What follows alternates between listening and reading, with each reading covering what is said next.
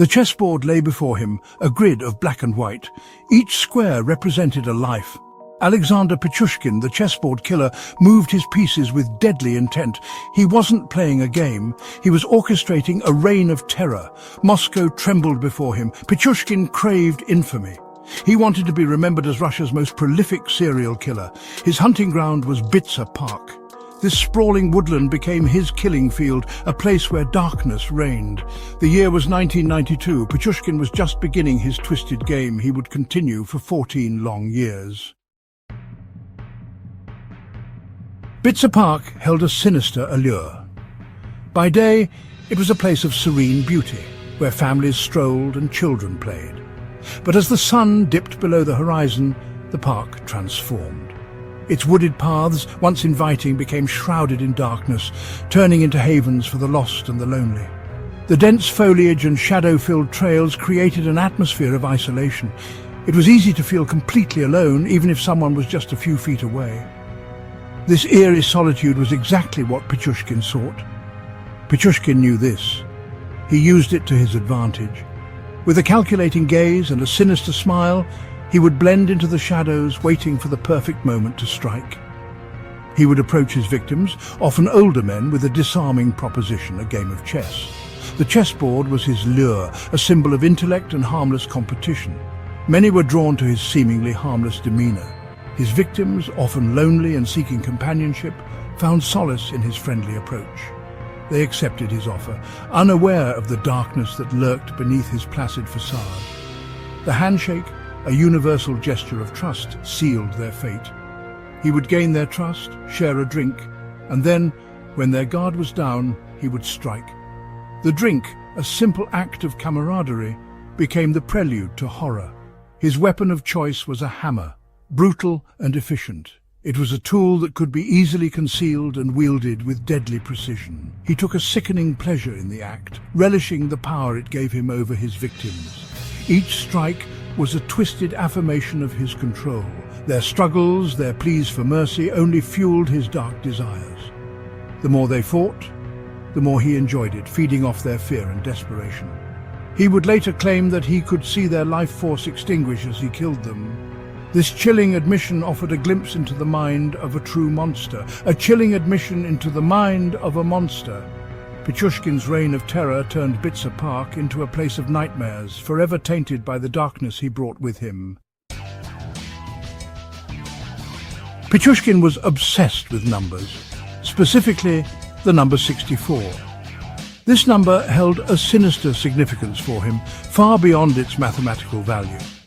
It was the number of squares on a chessboard, a game he was deeply fascinated with. But for Pichushkin, chess was not just a game, it was a dark metaphor for his life and his crimes. The number of squares on a chessboard. Each square represented a potential victim in his twisted mind. He saw each murder as a move in his own macabre version of chess, a game where the stakes were life and death. Each murder, he believed, was a move in his twisted game. He meticulously planned each one, seeing himself as a grandmaster orchestrating a series of deadly moves. His goal was to fill all 64 squares with his victims, completing his horrifying chessboard of death. His goal, he claimed, was to fill all 64 squares. He kept detailed notes, documenting each victim and their place on his board. This was not just a record, it was a testament to his twisted ambition. He kept a meticulous record of his victims. Each name was carefully written down, each life reduced to a mere entry in his notebook. This was his way of keeping score, of tracking his progress in his deadly game. Each one marked on his macabre chessboard. The names filled the squares, a chilling reminder of his growing list of victims.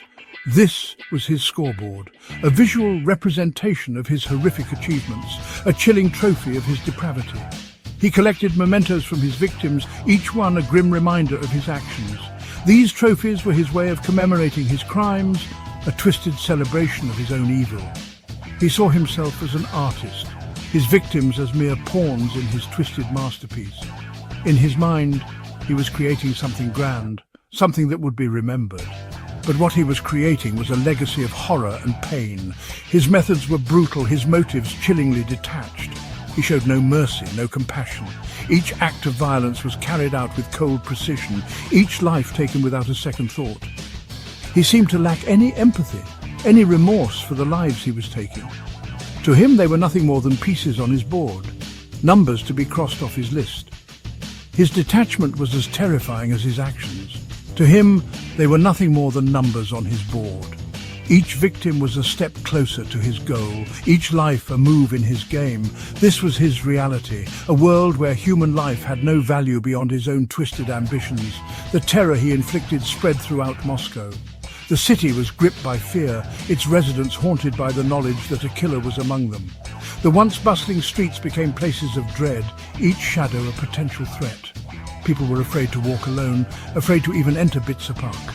The park, once a place of leisure and relaxation, had become a symbol of fear. It was here that many of his victims were found, their lives ended in the most brutal of ways. The once tranquil woodland had become synonymous with death.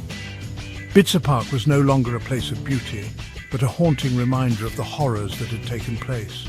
It stood as a testament to the terror that Pichushkin had unleashed upon the city. As the body count rose, so did Pichushkin's notoriety. The city of Moscow was gripped by a palpable sense of dread. Each new victim added to the growing legend of the Chessboard Killer, a name that sent shivers down the spines of residents. The media frenzy only fueled the fear, with headlines screaming about the latest gruesome discovery. The police were inundated with tips, but most led to dead ends, adding to the frustration and fear. Whispers of the Chessboard Killer spread through the city's underbelly. In the dimly lit bars and shadowy alleys, people spoke in hushed tones, sharing rumors and speculations. The fear was almost tangible, a dark cloud that seemed to hang over the city. Everyone had a theory, but no one had answers. Fear hung heavy in the air. The streets, once bustling with life, now seemed deserted as night fell. People hurried home, constantly looking over their shoulders, their eyes wide with anxiety. The city had become a place of shadows and whispers. Where the unknown lurked around every corner, he reveled in the attention, the fear he instilled. Pichushkin's twisted mind thrived on the chaos he created. Each news report, each terrified whisper was a testament to his power. He saw himself as a master of a dark game, with the city as his chessboard and its residents as his pawns. He began to see himself as some sort of avenging angel. In his delusion, he believed he was on a righteous mission, cleansing the world of those he deemed unworthy. This self-appointed role gave him a twisted sense of purpose, a justification for his heinous acts. He claimed he was ridding the world of undesirables. His victims were often the most vulnerable members of society.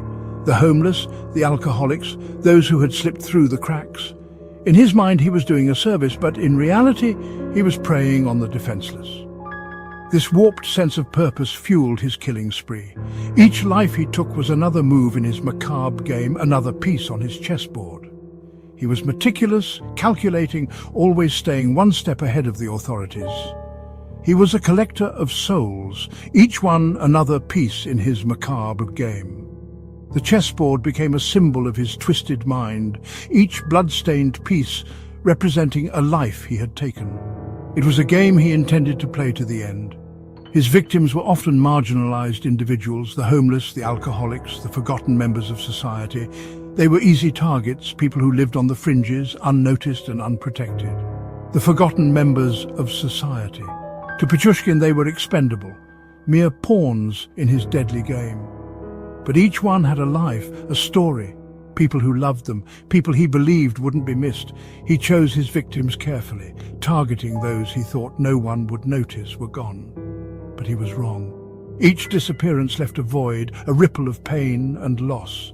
But each one had a life, a story, people who loved them, families were torn apart, friends left in anguish, communities gripped by sorrow. The impact of his actions was far-reaching, leaving scars that would never heal. People whose lives were shattered by his senseless cruelty. The grief was overwhelming, a constant reminder of the lives cut short by his hand. The city mourned, but the fear remained, a dark shadow over every corner. The police were under immense pressure to catch the killer, but Pichushkin was cunning. He knew the city well, using its vastness to his advantage. The authorities were in a race against time, each day bringing new horrors. He left few clues, and the vastness of Bitzer Park made the search for evidence a nightmare. The dense foliage and sprawling terrain provided the perfect cover for his crimes. The police combed through the park, but each step forward seemed to lead to more questions than answers. Section 5. The Hammer Fell.